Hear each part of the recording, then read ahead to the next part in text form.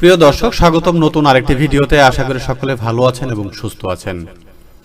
এই মুহূর্তে ভারতীয় ভিসা জমাদানের স্লট পাওয়াটি খুব কঠিন বা খুব কষ্টসাধ্য বিষয়। সেই স্লটটি একসাথে কিভাবে পাবেন এবং খুব সহজে পাবেন সেই বিষয় নিয়ে কথা বলবো আজকের ভিডিওতে। আশা করছি ভিডিওটি আপনাদের জন্য উপকারে আসবে।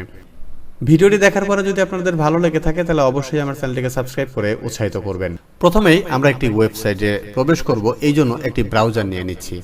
আমি গুগল ক্রোম ব্রাউজারটি নিয়েছি এবং অ্যাড্রেস বারে এসে লিখব payment.ivacvd.com। ওয়েবসাইটটির সাথে আমরা মোটামুটি সবাই পরিচিত, যারা ইন্ডিয়ান ভিসা সাধারণত করে থাকি বা ভিসা ফি জমা দিয়ে থাকি। এখানে এসে একটা বিজ্ঞপ্তি দিচ্ছে, বিজ্ঞপ্তিটা একটু পড়ে নেব। এই বিজ্ঞপ্তিটা দিচ্ছে বেসিক্যালি কোথায় কোথায় তাদের আইভ্যাক সেন্টার রয়েছে এবং সেখানে যোগাযোগের কিছু মেইল অ্যাড্রেস এবং কিছু সময়ের তালিকাও রয়েছে। আপনি দেখেন বাম পাশে কিছু মেসেজ দেওয়া রয়েছে। এই মেসেজটা আজকে সকালবেলা, অর্থাৎ আমি যখন ভিডিওটি রেকর্ড করছি তখন 22শে সেপ্টেম্বর 2024 এবং রাত্রি 10:15 বাজে। এখানে আজকে একটা স্লট ছেড়েছিল, সেটা আগামীকাল অর্থাৎ 23শে সেপ্টেম্বর জমা দেওয়ার জন্য। শুধুমাত্র একটা টাইম, সকাল 10টা থেকে সকাল 11টা অর্থাৎ 10:59 পর্যন্ত। এরপরে কিন্তু আর কোনো স্লট দেওয়া হয় নাই। এই স্লটটি আপনি কিভাবে পাবেন আমি যদি একটু বোঝানোর চেষ্টা করি। আমি প্রথমেই পেমেন্ট সিস্টেমটি দেখিয়ে দেবো যে ভিসা পেমেন্ট করার জন্য আমরা কি পদ্ধতি অবলম্বন করে থাকি। আমি প্রথমে হাই কমিশনে ক্লিক করব। এখানে আসার পরে কোন কমিশনে আমি জমা দিব সেটি উল্লেখ করব। আমি ঢাকায় জমা দিব। এরপরে inter your web file number, অর্থাৎ যে নাম্বারটি বেসিক্যালি আপনার অ্যাপ্লিকেশনে পড়েছে, অর্থাৎ BGDWW এরকম একটি নাম্বার, আমি সেই নাম্বারটি প্রবেশ করিয়ে দিচ্ছি। এরপর enter your web file number once again, মানে এই নাম্বারটি আপনাকে আবারও প্রবেশ করতে হবে। নো কপি পেস্ট অ্যালাউড, এখানে কিন্তু কপি পেস্ট অ্যালাউড হবে না, অর্থাৎ আপনি চাইলেই এখানে কপি করে পেস্ট করতে পারবেন না। তো আমি আগে যেহেতু করেছিলাম এই জন্য রেফারেন্সে রয়েছে বা কুকিজে রয়েছে।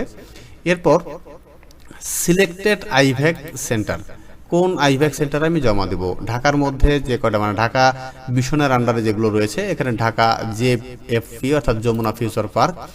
এরপরে নিচে আসবো ভিসা টাইপ। এখানে যে ভিসা টাইপগুলো রয়েছে, সাধারণত এখন তো ট্যুরিস্ট ভিসা বা বিজনেস ভিসা নেই, স্টুডেন্ট ভিসা রয়েছে, এন্ট্রি ভিসা রয়েছে এবং মেডিকেল বা মেডিকেল অ্যাটেন্ডেন্ট ভিসা রয়েছে।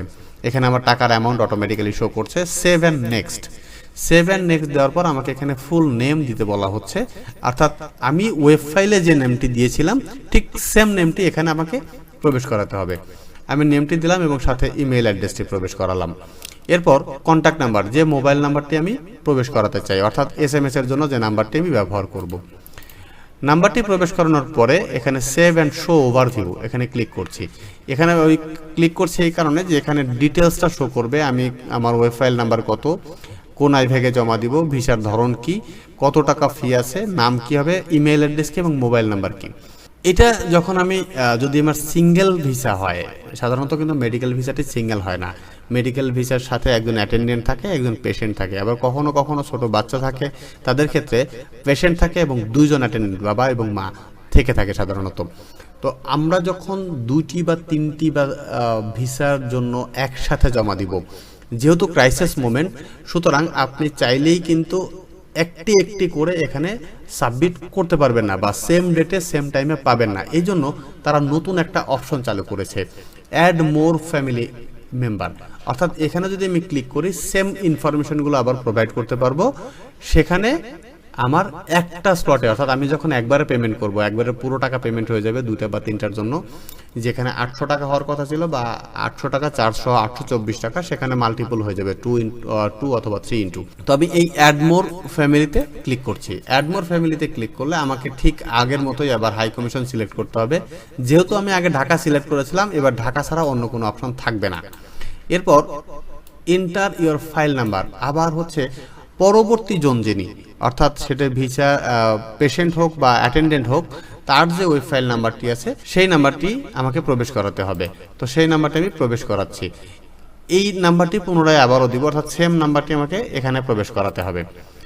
তো নাম্বারটি প্রবেশ করানো শেষ হলে select IVAC centre. IVAC centre কিন্তু আমি পূর্বে যেটি দিয়েছিলাম ঠিক সেটিই শো করবে, এর বাইরে অন্য কিছু শো করবে না। দেখুন এখানে কিন্তু অটোমেটিকলি সেটাই আসছে।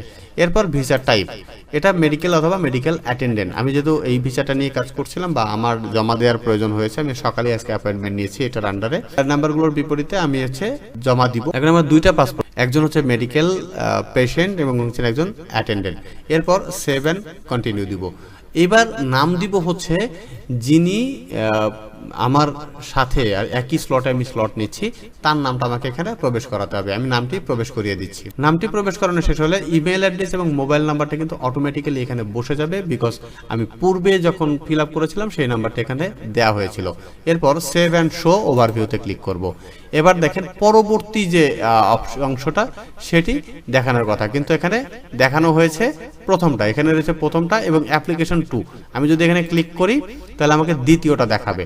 অর্থাৎ আমার দুইটাই যদি এখন ঠিক থাকে, চেক করার পরে আমি দ্বিতীয়টা চেক করলাম, আবার এখানে প্রথমটা চেক করলাম, যদি দুইটিই ঠিক থাকে তাহলে আমি কি করব, একটু নিচের দিকে আসবো। নিচের দিকে এসে I agree with terms and condition, এদের যে টার্মস অ্যান্ড কন্ডিশনটা রয়েছে সেই টার্মস অ্যান্ড কন্ডিশনটাকে টিক চিহ্ন দিব।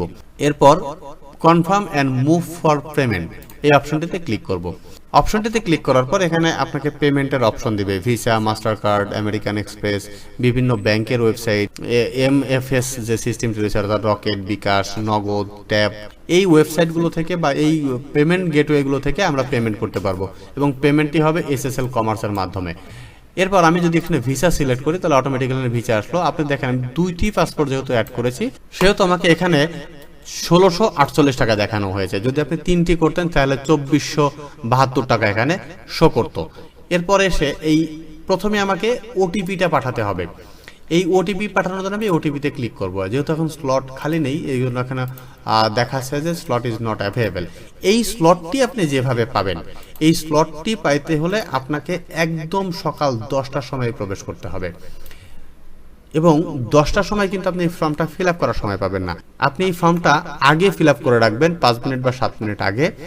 জাস্ট 10টা বাজার সঙ্গে সঙ্গে আপনি সেন্ড ওটিপিতে ক্লিক করবেন, তখন কিন্তু আপনি এই স্লটের জন্য ভেরিফিকেশন কোডটি পাবেন এবং এখানে এসে এই স্লটের ডেট আপনার হয়তো আগামীকাল বা 23 সেপ্টেম্বর যদি আপনি জমা দেন তাহলে সাধারণত 24 সেপ্টেম্বর পাবেন এবং সাথে সাথে এখানে টাইম স্লটটাও পেয়ে যাবেন।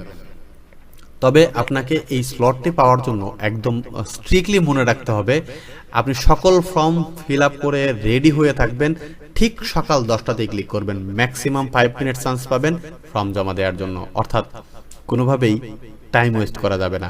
আপনাকে এটা পেতে হলে অবশ্যই সকাল 10 ঘটিকার আগে এই ফর্ম ফিল আপ করে রেডি থাকতে হবে, যেন 10টা বাজলেই আপনি এই সেন্ড ওটিপি অপশনে ক্লিক করতে পারেন এবং ওটিপি পাবেন।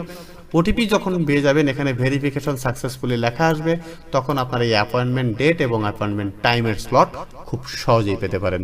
আশা করছি এই ভিডিওটি আপনাদের খুব কাজে দিবে এবং ভারতীয় ভিসা জমা দেওয়ার ক্ষেত্রে বেশ সহযোগিতা করবে। ভিডিওটি দেখার পরে যদি কোথাও বুঝতে সমস্যা হয় বা কোনো ইনফরমেশন এডিশনালি প্রয়োজন হয় অবশ্যই কমেন্টের ঘরে জানাতে পারেন, আমি চেষ্টা করব তার সঠিক উত্তর দেওয়ার জন্য। নতুন কোনো বিষয় নিয়ে আবারও কথা হবে, ততক্ষণ পর্যন্ত ভালো থাকুন এবং সুস্থ থাকুন।